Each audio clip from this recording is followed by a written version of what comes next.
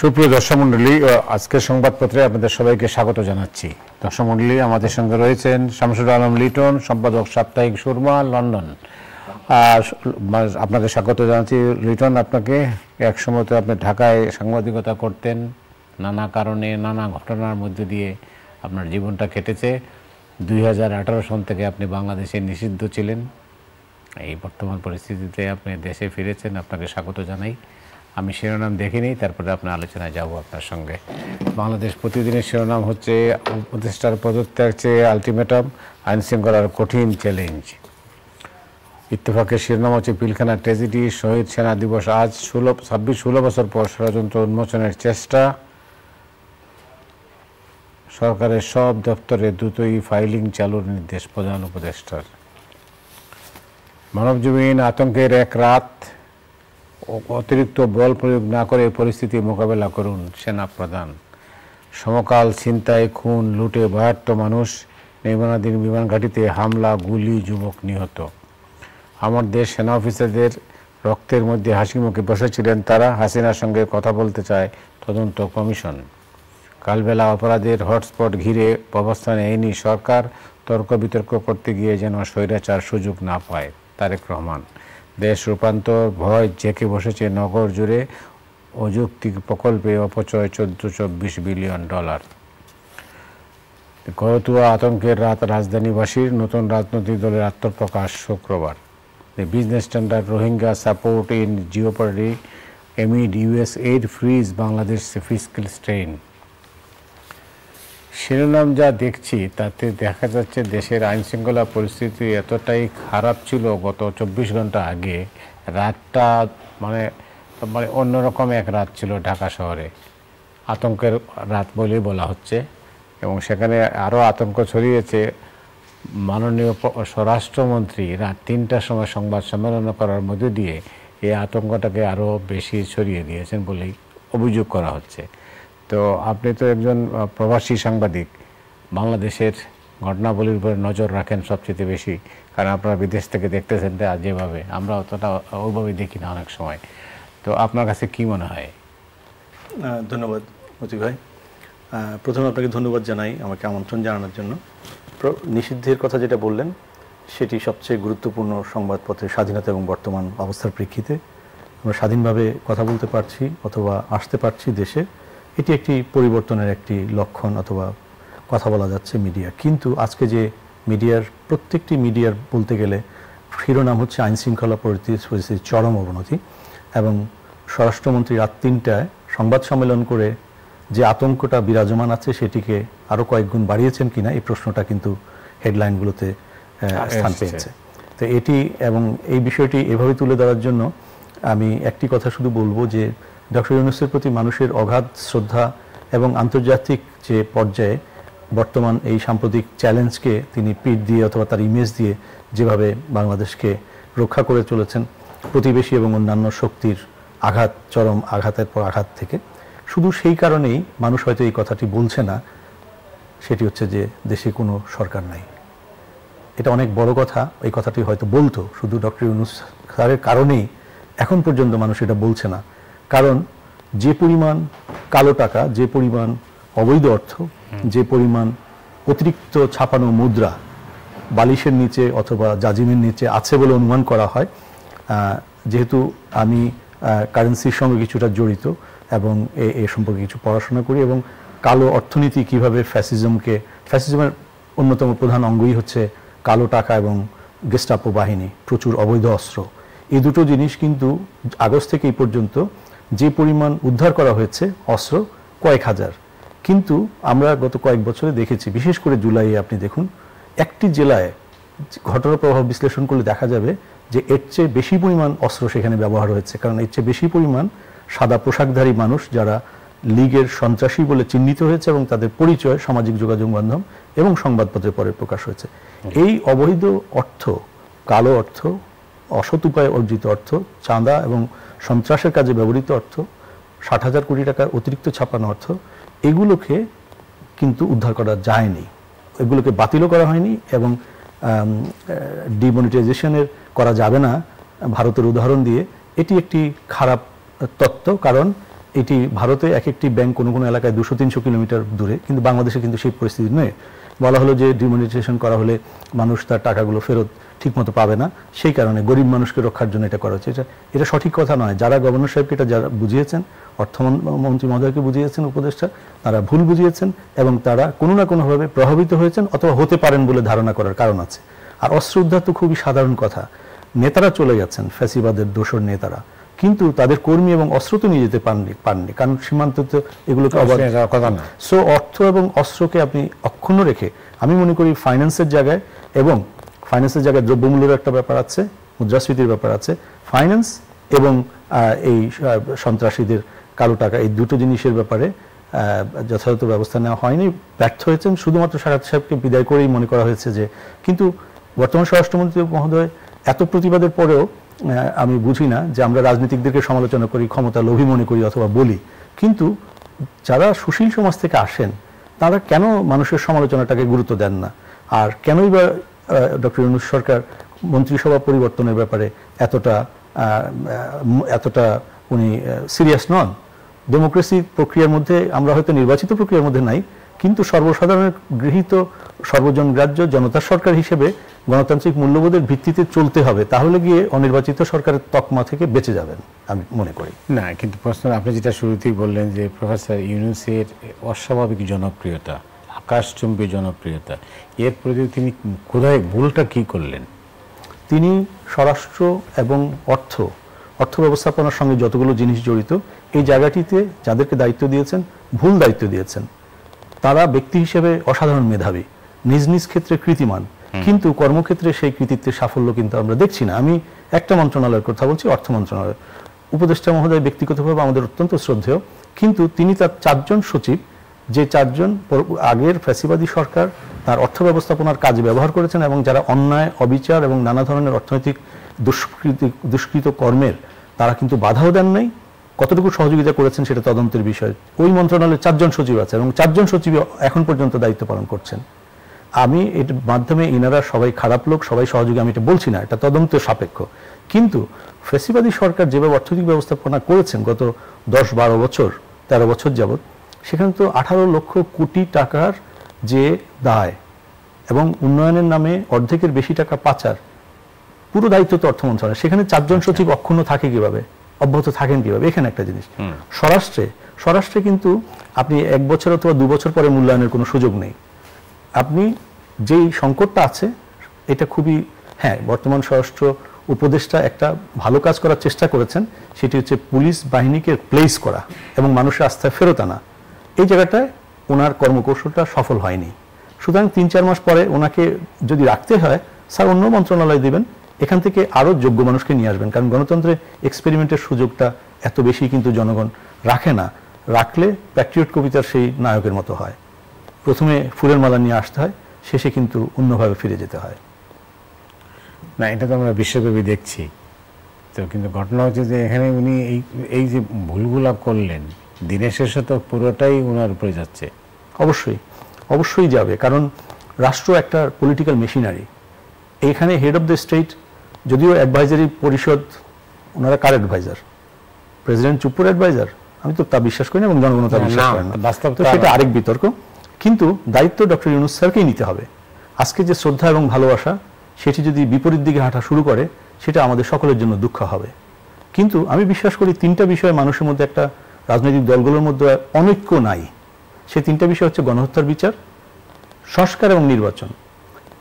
বিচার কবে শেষ শুরু, সেটা বিচার নিয়ে অনেক কথা আছে। একটা কথা বলাই বাহুল্য, বলা দরকার এই মুহূর্তে। আপনারা প্রায় দেখছেন যে অনেক আসামির বিচার হচ্ছে এই মহানগর হাকিম আদালতে অথবা চিফ জুডিশিয়াল ম্যাজিস্ট্রেট, অর্থাৎ নর্মাল কোর্টে। গণহত্যার বিচার কেন নর্মাল কোর্টে হবে? এখানে তো স্পিডি ট্রায়াল কোর্ট আছে, দ্রুত বিচার ট্রাইব্যুনাল আছে এবং প্রয়োজনে আইন সংশোধন করে এখানে আরো দ্রুত বিচার করতে হবে, কারণ এখানে গণহত্যাগুলো যারা বেঁচে আছে তাদের চোখের সামনে হয়েছে, অস্ত্রগুলো তাদের চোখের সামনে ব্যবহার হয়েছে, এবং আমি বিশ্বাস করি অলরেডি শুরু হয়েছে। আইজি থেকে শুরু করে পুলিশের অনেক কর্মকর্তা তারা কিন্তু রাজসাক্ষী হওয়ার জন্য বলেছেন তারা, এবং আরো বলতে শুরু করবে যদি প্রক্রিয়াটি সামনে এগোতে থাকে। গণহত্যার বিচার নিয়ে ওই অনৈক্য নাই, কিন্তু এটি স্পিডি হচ্ছে না, এটা সরকারের একটা বড় ব্যর্থতা। 2 নম্বর সংস্কার কম আর বেশি কথা বলা হচ্ছে, বাট সংস্কার বিরোধিতা কেউ করছেন না। আর তৃতীয়ত নির্বাচন, রোড টু ডেমোক্রেসি বিরুদ্ধে কেউ কথা বলছেন না, আগে এবং পরে কথা বলছেন। কিন্তু এখানে কথামালার রাজনীতি শুরু হয়েছে। 3টি বিষয়কে এক্সিকিউশনে ডক্টর ইউনূস সরকারের যে কর্তৃত্ব এবং যে এক ধরনের মিশনারি ভূমিকা থাকা দরকার ছিল, এইখানে কিন্তু মানুষ কিন্তু উনারা রাজনৈতিক দলের সঙ্গে একবার পূজা নিয়ে কথা বললেন, একবার আরেকটি অপ্রাসঙ্গিক একটা বিষয় নিয়ে কথা বললেন, সেখানে কিন্তু রোডম্যাপ নিয়ে কথা হলো না। আজকে নির্বাচন ডিসেম্বরে হবে, আবার বলা হচ্ছে মার্চে হবে, আবার বলা হচ্ছে স্যার বলছেন ডিসেম্বর অথবা 26 জুনে হবে। এইভাবে দ্বন্দ্বে থাকলে আন্তর্জাতিক যে অর্থনৈতিক কর্তৃপক্ষগুলো আছে যারা এগুলোকে ফলো করে, বিনিয়োগ পরিস্থিতি কিন্তু তার উপর নির্ভর করে, দ্রব্যমূল্য এবং যে ইনফ্লেশন এটার উপর ডিপেন্ড করে। সো আমার মনে হয় we are on the right hand with a wrong plan, কারণ তারা কোনো প্ল্যান দিচ্ছেন না। এটা আপনার কেন মনে হচ্ছে প্ল্যান নাই? আপনি যদি কালকে যদি আমাদের সাংবাদিক বন্ধুরা প্রধান উপদেষ্টার যে প্রেস সচিব আছেন তার ব্রিফিংয়ে জিজ্ঞাসা করেন আমাদের রোডম্যাপ কোথায়, তিনি কিন্তু হয়তো বলবেন যে মার্চ মাসে ইলেকশন হতে পারে, যেটা আজকে উনি বলেছেন। তো সেটা কিসের অংশ? কারণ প্রধান উপদেষ্টার প্রেস সচিব কি প্রধান উপদেষ্টার কথা বলছেন? 26 মার্চে, 26 মার্চ, হ্যাঁ। তো এটা তো প্রধান উপদেষ্টার মার্চ 2026 মার্চ 2026। তো এটা কি প্রধান উপদেষ্টা বলেছেন? সেরকম উদ্ধৃতি কিন্তু আমরা পাচ্ছি না। তাহলে প্রধান উপদেষ্টার প্রেস সচিব, আমি নিজেও রাষ্ট্রপতির প্রেস সেকশন ছিলাম, প্রেস সচিব হিসাবে কিন্তু যখন রাষ্ট্রপতি অথবা প্রধান উপদেষ্টা প্রধানমন্ত্রী বলছেন সেটা হচ্ছে কোটেশন, অ্যান্ড সেটা হচ্ছে ডিসাইসিভ যে রিমার্কস। তো এখানে তো তা না, কারণ স্যার তো নিজেই গত কয়েক সপ্তাহ আগে বললেন যে ডিসেম্বর অথবা জানুয়ারি, আন্তর্জাতিক একটা সংস্থার সঙ্গে মিডিয়ার সঙ্গে বললেন। তো তাহলে এই যে কন্ট্রাডিকশনগুলো হচ্ছে, আর মোটা দাগে কি হচ্ছে, আপনি একজন ব্যবসায়ী নেতা এবং একজন ইকোনমিস্ট তাদের সঙ্গে কথা বলেন, যে তারা বলছে যে নির্বাচনের সময়সীমা এবং রোড টু ডেমোক্রেসির উপর ডিপেন্ড করছে যে বিনিয়োগ পরিস্থিতি, অর্থনৈতিক পরিস্থিতির স্থিতিশীলতা, এবং এর সঙ্গে খুব স্বাভাবিকভাবে এসে যে আইন শৃঙ্খলা। কারণ অনিশ্চয়তা থাকলে তার রিফ্লেকশন রোডম্যাপ দিতে অসুবিধাটা কোথায়, দিচ্ছেন না কেন? এই জায়গাটায় একটা ব্যাপার কিন্তু আলোচনায় এখনো আসে নাই, কিন্তু সবার মধ্যেই ওই আশঙ্কাটা কান পাতলেই শোনা যায় যে তাহলে কি একটা রাজনৈতিক দল ঠিকঠাক না হওয়া পর্যন্ত রোডম্যাপ হবে না? আসলে ফ্যাসিবাদী সরকার একটা কাজ করেছে, আমরা তো কথা ফ্যাসিবাদের কথা বলছি, বাট বাস্তব কথা হচ্ছে এক্সট্রিম পলিটিক্স, অতি রাজনীতি অথবা বিরাজনীতি দুটোই করে গেছে। তো যার ফলে আমাদের দেশে দীর্ঘদিন থেকে একটা টেন্ডেন্সি আছে সুশীল সমাজের মধ্যে যে বিরাজনীতিকরণের, রাজনীতি বিরোধী একটা মনোভাব। তো রাষ্ট্রটা চলবে কিভাবে? এনজিও চালাবে, অন্য কেউ চালাবে, বিদেশি কেউ এসে চালাবে, তা তো না। আমাদের দেশে আমাদেরই চালতে হবে, এবং এটা রাজনৈতিক মেশিনারি, এটা কোনো সিভিল সোসাইটি অথবা অন্য কারণ। এবং স্যার নিজে মার্চ 2024 বিপ্লবের মাত্র 5 মাস আগে তিনি লন্ডনে আমাকে বলেছেন যে আমি এনজিও চালাতে পারি, রাষ্ট্র চালাতে পারবো না। এবং আমার বিশ্বাস অন রেকর্ড, যেহেতু আমরা, কিন্তু এটা প্রিন্টের জন্য না, আমাদের অফিসিয়াল আরো সাক্ষ্য ছিল 4 জন। আমরা যে কথাটি বলছি সেই কথাটি এই কারণে বলছি যে আপনি তো উপদেষ্টা ছিলেন এর আগে তত্ত্বাবধায়ক সরকারে, আপনি চালাতে পারবেন, এটা ওনার উদারতা, ওনাকে জনগণ বিভিন্ন সময় বলেছে উনি। আর দ্বিতীয়ত 1/11 সময় আপনি যদি সেই দায়িত্বটা নিতেন তাহলে এরকম একটা বাজে নির্বাচন হতো না, তাহলে বাংলাদেশ 15 বছরের জন্য আধিপত্যবাদের কবলে পড়ে থাকতো না। এটা আপনি না নিয়ে আপনি ব্যক্তিগত উদারতা দেখিয়েছেন, কিন্তু আমাদের দেশের কিন্তু একটা ক্ষতি হয়ে গেছে, যার ফলে উনি সেটাও কিন্তু এগ্রি করেছেন। তখন না নিয়ে এখন নিলেন কেন? এটা তো ছাত্রদের অনুরোধে নিয়েছেন, এবং তিনি ছাত্রদেরকে এমপ্লয়ার হিসেবে বলেছেন। তখন তো জেনারেলরা অনুরোধ করেছিলেন। জেনারেলদের উপরে ওনার হয়তো আস্থা, ছাত্রদের উপর আস্থা চেয়ে কম বেশির ব্যাপার ছিল, সে কারণে তখন গ্রহণ করেননি। আর তিনি হয়তো সামরিক শাসিত কোনো সরকারের প্রধান হতে চাননি। ওনার অনেকগুলো বিষয় তো, আপনি অনেক সিনিয়র সাংবাদিক, আপনি আমাদের একজন আইকন, এবং আপনি এই ব্যাপারগুলো নিয়ে দীর্ঘ সময় কাজ করেছেন। ওনার উদারতার জায়গাগুলো, ওনার যে রাজনীতি থেকে দূরে থাকা এবং বিশ্বব্যাপী বিশ্বনাগরিক, তিনি আজকে নয় 80-র দশক থেকে, এবং তো সেই কারণে ওনার ওই উদারতার জায়গাটা আসলে উনি রাজনীতিকে সীমাবদ্ধ চোখে হয়তো দেখেছেন, অথবা রাজনীতিকে তিনি তার নিজের কাপড়টি হিসেবে দেখেননি, যে কারণে রাজনৈতিক দল করতে গিয়ে তিনি কিন্তু যাত্রা ভঙ্গ করেছেন, এবং সেটাও মানুষের কাছে প্রশংসিত একটা ব্যাপার, অথবা অনেকের কাছে সমালোচনার ব্যাপার। বাট বাস্তব কথা হচ্ছে ডক্টর ইউনূসই আরো 100 বছরে 200 বছরে বাংলাদেশ আরেকজন ডক্টর ইউনূস পাবে কিনা আমি জানি না, কিন্তু ওনার যে কৃতি বিশ্বব্যাপী অর্জন, সেটি কি বাংলাদেশের প্রশাসন যন্ত্র পরিচালনায় গিয়ে এসে অনেক বড় চ্যালেঞ্জের মুখোমুখি হচ্ছে কিনা? আর তৃতীয়ত, উনি ছাত্রদের দলের প্রধানের সরকার হিসেবে উনি যদি রাজনৈতিক দলগুলোর আঘাতের মুখোমুখি হন কোনো একটা সময়, সেটাও একটা বড় আশঙ্কার ব্যাপার আছে। সেই ভাবমূর্তিতে আমরা অথবা সাধারণ মানুষ হয়তো ডক্টর ইউনূসকে কখনো দেখতে চাইবে না। কিন্তু সেই সম্ভাবনা তো যথেষ্ট। হ্যাঁ, আপনি যেভাবে গাইড করবেন আপনার প্রতিষ্ঠানকে, এবং প্রতিষ্ঠানের অর্জন যেমন আপনার ভাবমূর্তিকে উজ্জ্বল করবে, ব্যর্থতা কিন্তু বিপরীতটি করবে। এখন আমার মনে হয় এই কাগজগুলো তিনি দেখছেন, এবং তিনি মিডিয়াকে যথেষ্ট ডিপেন্ড করেন, এবং মিডিয়াকে স্বাধীনতা উনি বিশ্বাস করেন। মিডিয়াকে স্বাধীনভাবে সমালোচনা করার কথা তিনি বলেছেন। তিনি যদি এই অনুষ্ঠান শুনে থাকেন, এবং তিনি যদি অন্য কোনো অনুষ্ঠান থেকে ওই ধরনের কথা শুনে থাকেন, তাহলে তিনি নিশ্চিতভাবে স্যার জানা উচিত যে সাধারণ মানুষ কিন্তু সরকারকে খুঁজছে, তারা স্বরাষ্ট্রকে খুঁজছে, সন্ত্রাসী এবং দুর্বৃত্তদেরকে মোকাবেলার জন্য, শান্তিতে রাতের ঘুমটা পাওয়ানোর জন্য। মানুষ শান্তিতে ঘুমাতে পারছে না। মানুষ যে দ্রব্যমূল্য তাহি অবস্থা, আয় কিন্তু বাড়েনি, কিন্তু ব্যয় বেড়ে গেছে। মানুষের অনেক কষ্ট, চিকিৎসা ব্যয় একটু কমেনি। সবচেয়ে দুঃখজনক হচ্ছে তিতা করলার মতো কথা, সেটি হচ্ছে যে দুর্নীতি কত গুণে বেড়েছে জানি না, কিন্তু কমেনি। এটাও স্যারকে নিশ্চয়ই পীড়া দেবে। সুতরাং সবগুলো ডাইমেনশন যখন এমন হয়, তখন তিনি মন্ত্রিপরিষদকে পরিবর্তন করে এবং একটা রোডম্যাপ ডিক্লেয়ার করে দেখতে পারেন। এবং আমি নিশ্চিতভাবে বিশ্বাস করি দুনিয়ার সিভিল সমাজগুলো, আন্তর্জাতিক এবং দেশের যেই সমস্ত মানুষ জনমত গঠন করে, তারা এখনো তাকে এই ভাষায় তার সব ব্যর্থতায় দেখতে চায় না, তার সফলতায় দেখতে চায়। কিন্তু তার সফলতার জন্য তাকে রিজনেবল গ্রাউন্ড বিলিভ করতে হবে যে তিনি যথাযথ এবং দেরি না করে উদ্যোগগুলো নিচ্ছেন। এই পর্যায়ে আপনি অনেক ধন্যবাদ। অন্য প্রসঙ্গে যাই। বাংলাদেশের গণমাধ্যম, সাংবাদিকতা, আপনি একসময় ঢাকায় সাংবাদিকতা করেছেন, বিলেতে এখন একটা অনেক পুরনো একটা কাগজ সুরমা, সেটা এডিট করছেন, এর সাথে জড়িত আছেন বিভিন্নভাবে। আপনি বাংলাদেশের গণমাধ্যমের বর্তমান হাল আর আগের অবস্থাটা, একাল আর সেকাল কেমন ছিল, কীভাবে দেখেছেন? এটা আমার মনে হয় যে 80-র দশকে আমরা যখন কাগজ পড়া শুরু করি, স্কুলে পড়ি, তখন থেকেই আপনাদের জেনারেশনে অথবা তার আগের, আপনাদের আগে আরেকটা জেনারেশন, তাদের কাছ থেকে আমি নিশ্চিত যে আপনার সম্পাদকও হয়তো বলতেন যে মতিউর রহমান চৌধুরীর যে এক কলামের একটা খবর ছাপা হয়, সেই খবরটার অথেন্টিসিটি নিয়ে কেউ কোনো প্রশ্ন তোলে না, এবং সেই কারণে ওই দিনের খবরটা রেফারেন্স হয়। এখন কথাটা হচ্ছে যে এই জায়গাটি আমরা কিন্তু দিনে দিনে আমরা কর্পোরেট জার্নালিজমের কাছে আমরা হার মেরে গেছি। এবং একটা কথা যে বলা হতো যে একটা সময় মানুষ কুকুর পালতো, এখন গণমাধ্যমের, আমি সরি টু সে, এই শব্দটা অত্যন্ত অবমাননাকর আমাদের নিজেদের জন্য। কিন্তু এই কথাটা কেন আসলো, পাবলিক ডোমেইনে এই ধরনের কথা কেন আসে? এটা কিন্তু মিডিয়া কখনো, এবং মিডিয়ার এই জায়গাগুলো অ্যানালিসিস করার একটি মাত্র ইনস্টিটিউট আছে, বাংলাদেশ প্রেস ইনস্টিটিউট, সেখানে হয় বলে আমি কখনো দেখিনি। সেখানে মাতৃভাষার প্রয়োগ, ভাষার প্রয়োগ, সংবাদপত্র, এগুলো ইম্পর্টেন্ট, কিন্তু সিরিয়াস যে ম্যাটারগুলো নিয়ে আলোচনার কোনো সুযোগ দেখা যায় না। এবং গণমাধ্যম একটা সিরিয়াস ম্যাটার, যদি এই কমিশন হয়েছে, এবার সংস্কার কমিশন, খুব কম সময় ওনারা রিপোর্ট দিয়েছেন। এইটা কিন্তু আমি সাংবাদিকদের দোষারোপ করব না। এই যে ফ্যাসিবাদের সময়ে তারা যতটুকু সুযোগ পেয়েছে, এত ফোন, এত অত্যাচার, এত রকমের কষ্ট আপনাকে দেশ থেকে, এই ফ্যাসিবাদের সময়ও দেশ থেকে একাধিকবার ভাগতে হয়েছে, কিন্তু আপনি সেটা, ওরাও বলে নাই, আপনিও সেই সময়, যেহেতু আপনি কোনো না কোনোভাবে মিডিয়ার মাধ্যমে এটাকে অনেক করতে হয়েছে।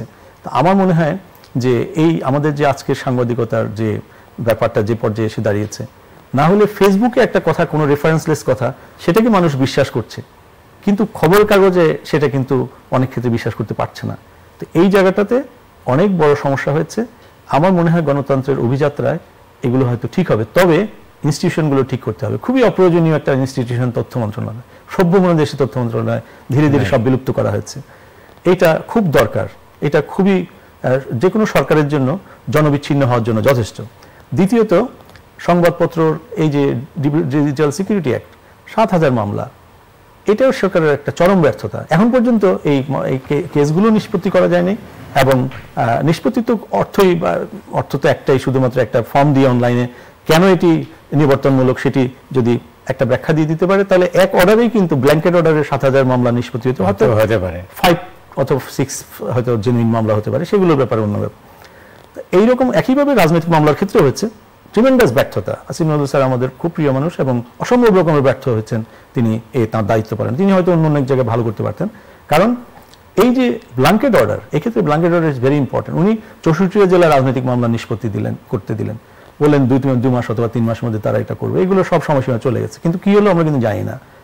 এই যে ল্যান্ডের রেজিস্ট্রেশনের ক্ষেত্রে সাব রেজিস্ট্রি অফিস, আগে যে দুর্নীতি ছিল মাত্রা ইদানিং নাকি আরেকটু বেড়েছে।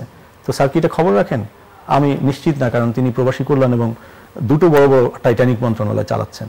তো এটা আমি দেখেছি 2 জন মন্ত্রী দিয়ে যে মন্ত্রণালয় চলে না, 3 জন মন্ত্রী দিয়ে চলে না, সেখানে একজন যদি 6 জনের দায়িত্ব পালন করছেন, যা হয় আমার ওনার প্রতি খুবই কষ্ট হয় যে উনি হয়তো এখন ঘুমাতেও সময় পান না। কিন্তু এদিকে দুর্নীতি যদি বেড়ে যায়, তার দায়িত্ব তো শেষ পর্যন্ত স্যারের ঘাড়ি যাবে।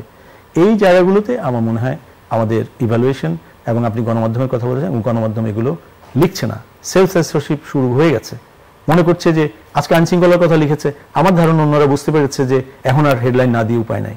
কিন্তু হেডলাইনটি গত সপ্তাহে থেকেই যদি আসতো, প্রথম পর্যায়ে যদি আপনারা যেভাবে মন্তব্য প্রতিবেদনগুলো লিখতেন, আপনি বিভিন্ন সময় অনেক কঠোর, সেখানে স্বৈরাচার পর্যন্ত কেঁপে উঠছে। তো আজকে সেই আর্টিকেলটা কোথায়, সেই কথাটি একটি ব্যাপার। তা আমার মনে হয় এই জায়গাটা সেলফ সেন্সরশিপ আবার এসে গেছে। এই জায়গাটা আমরা অনেক কিছুকে, যেগুলো ব্যানার হওয়ার কথা সেগুলোকে 2 কলামে নিয়ে আসছি, যেগুলো 2 কলামে যাওয়ার কথা সেগুলোকে ব্যাক পেজে নিয়ে যাচ্ছি।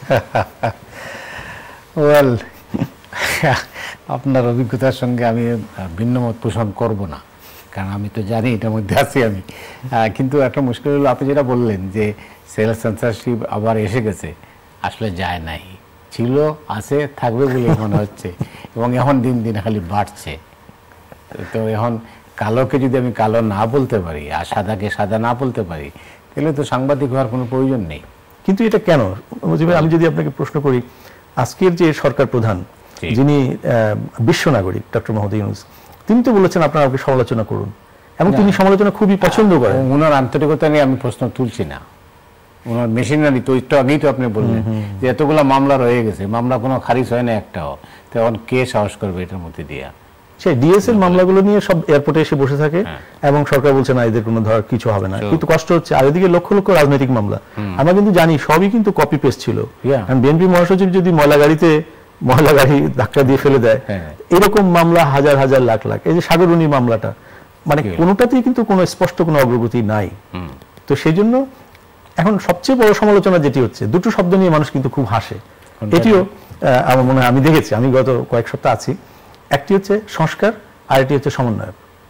সমন্বয়করা এরা কিন্তু দুঃসাহসী, এদের প্রত্যেককে আমি মনে করি যে এদের একটা রাষ্ট্রীয়, যারা জেনুইন আন্দোলনের নেতৃত্ব দিয়েছে এবং উপস্থিত ছিল, তাদের প্রত্যেকে যদি একটা করে উপাধিও দেওয়া হয় বীরত্বের, কম বলা হবে। সেই আমাদের যে সোনার সন্তানরা, তাদের যে নেতাদের যে ইয়েটা, সেটা কিন্তু হাস্যকর হলো কেন? এটা কিন্তু আলোচনার কোনো ব্যাপার না, হচ্ছে না। এটা কিন্তু আসা দরকার, কারণ ওদেরকে কেউ না কেউ রাজনৈতিক দল করার অধিকার তাদের আছে, এবং ফিনল্যান্ড সহ আর অনেক দেশে ইয়াংদের রাজনৈতিক দল ক্ষমতা এসছে, কিন্তু তাদেরকে বলা হয়েছে ক্ষমতা এসছে, তাদেরকে এটা বলা হয় নাই যে তাদের সঙ্গে বাম ডান মধ্যে অনেকে ছিল, এবং তারা জোট করে ক্ষমতা এসছে, ইয়াংদেরকে সামনে দিয়েছে, তোমরা ক্যাবিনেট চালাও। 34 বছর বয়স্ক হচ্ছে হাইয়েস্ট মন্ত্রী ছিল। এটা এক একটা দেশের একটা ইউনিকনেস আছে, কিন্তু এদেরকে বলা হলো যে আমরা সবাই আছি তোমাদের। এরা যদি সফল হয়, সবচেয়ে বেশি অনেকে খুশি হবে, অনেক লক্ষ লক্ষ কোটি কোটি মানুষ, কারণ রাজনীতিতে বহু ধরনের মাত্রা থাকা দরকার। কিন্তু অ্যাট দ্য সেম টাইম এই বাচ্চা সন্তানরা যারা বীর শ্রেষ্ঠের মতো ভূমিকা রেখেছে, তাদেরকে সমন্বয়ক নামে হাসি হচ্ছে কেন? সেটার পেছনে কিছু নিশ্চয়ই কোনো কারণ আছে।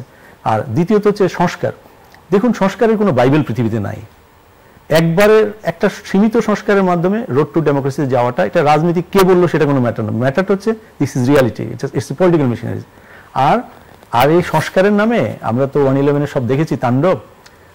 এক সংস্কার আমাদেরকে 16 বছরের 17 বছরের জিঞ্জিরের মধ্যে আবদ্ধ করে দিল, এবং কার?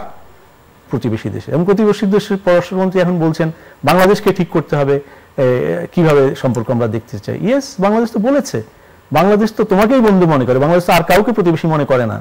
তাহলে বন্ধুত্বের জন্য বন্ধুত্বের হাত দরকার, এটাই তো বাংলাদেশের কথা। এইরকম একজন স্পষ্ট পররাষ্ট্রমন্ত্রী আমাদের দরকার। খুবই ভালো মানুষ তো হয়েছে, জি, কিন্তু সেই সাউন্ডটি নেই। লিটন, অনেক অনেক ধন্যবাদ। অন্য অসমাপ্ত থাকলেও আরেকদিন আলোচনা করা যাবে। Thank you. ভালো থাকবেন। দর্শক মণ্ডলী, আজ এ পর্যন্ত। সবাই ভালো থাকুন। শুভরাত্রি।